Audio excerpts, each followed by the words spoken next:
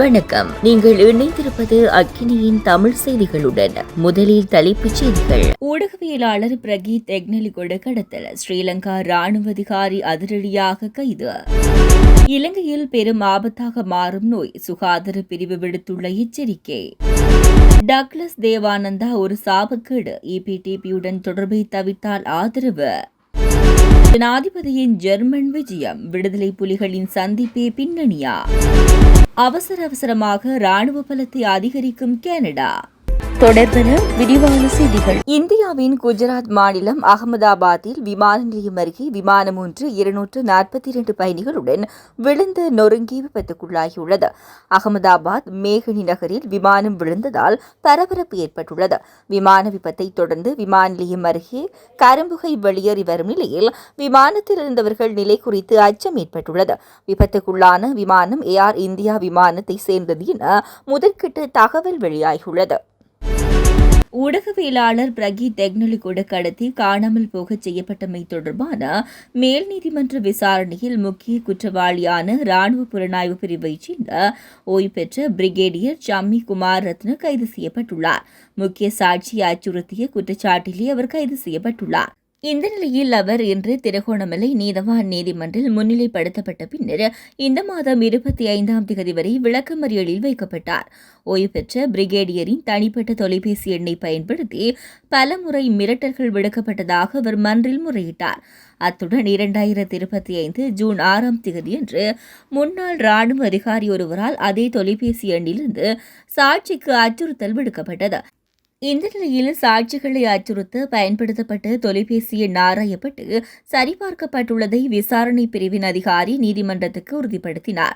இந்த உண்மைகளை கருத்தில் கொண்டு ஓய்வு பெற்ற பிரிகேடியர் சம்மி குமார் ரத்னவை எதிர்வரும் 25ஆம் தேதி வரை விளக்கமறியலில் வைக்க திருகோணமலை நீதவான் நீதிமன்றம் உத்தரவிட்டுள்ளது.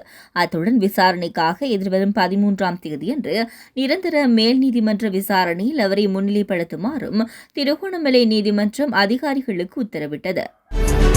எதிர்வரும் வாரங்களில் அதிக மழையுடன் கூடிய காலநிலை நிலவும் என்பதால் நாடு முழுவதும் டெங்கு தொற்றின் தீவிர பரவலை தடுக்க சுகாதார அதிகாரிகள் தயார் நிலையில் உள்ளனர்.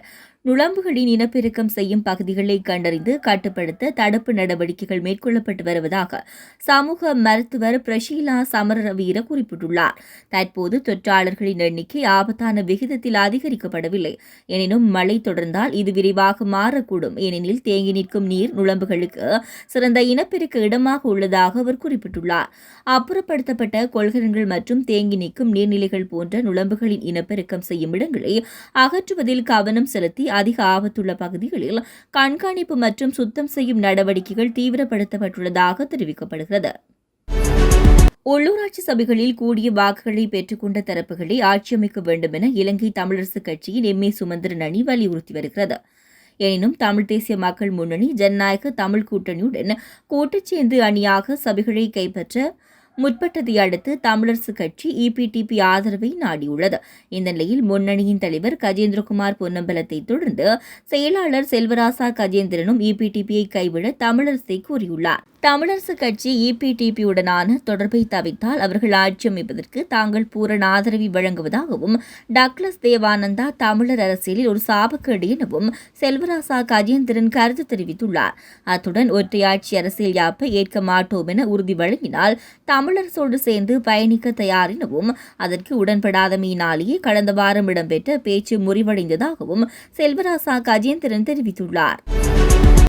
ஜனாதிபதி அனுரகுமார் திசாநாயக்க தமிழீழ விடுதலை புலிகளின் தலைவர்களில் ஒருவரான நெடியவனை சந்திப்பதற்காக ஜெர்மன் விஜயம் செய்தாரா என கேள்வி எழுப்பப்பட்டுள்ளது.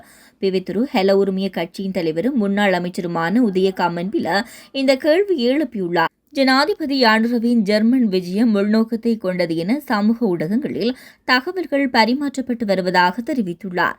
ஜனாதிபதி ஜெர்மன் விஜயம் செய்யும் அதே நேரத்தில் நெடியவன் ஜெர்மனிக்கு செல்வதாகவும் இலங்கையில் சந்திக்க முடியாத காரணத்தினால் அவர்கள் இருவரும் ஜெர்மனியில் சந்திக்கின்றார்களா என சமூக ஊடகங்களில் கேள்வி எழுப்பப்பட்டுள்ளது எனவும் கம்மன்பில தெரிவித்தார். கனடாவின் லிபரல் அரசாங்கம் தனது ஆயுதப்படைகளுக்கு கூடுதல் பில்லியன்களை முதலீடு செய்து இந்த நிதியாண்டில் நேட்டோவின் 2% ராணுவ செலவின் இலக்கை அடையும் என்று பிரதமர் மார்கானி தெரிவித்துள்ளார். கனடா தனது ராணுவத்துக்கான நிதியை அதிகரிக்க அமெரிக்கா மற்றும் பிற நேட்டோ நட்பு நாடுகளிடமிருந்து பல ஆண்டுகளாக கடுமையான அழுத்தத்தை அனுபவித்து வருகிறது. கனடா தற்போது மொத்த உள்நாட்டு உற்பத்தியில் சுமார் 1.4% பாதுகாப்புக்காக செலவிடப்படுகிறது. இந்த நிலையில் தற்போது பலம் மற்றும் உறுதியுடன் விரிவாக செயற்பட வேண்டிய நேரம் வந்துவிட்டதாக கெனடிய பிரதமர் கார்னி குறிப்பிட்டுள்ளார். தொடர்ந்து மத்திய செய்திகளோடு இணைந்திருங்கள். வணக்கம்.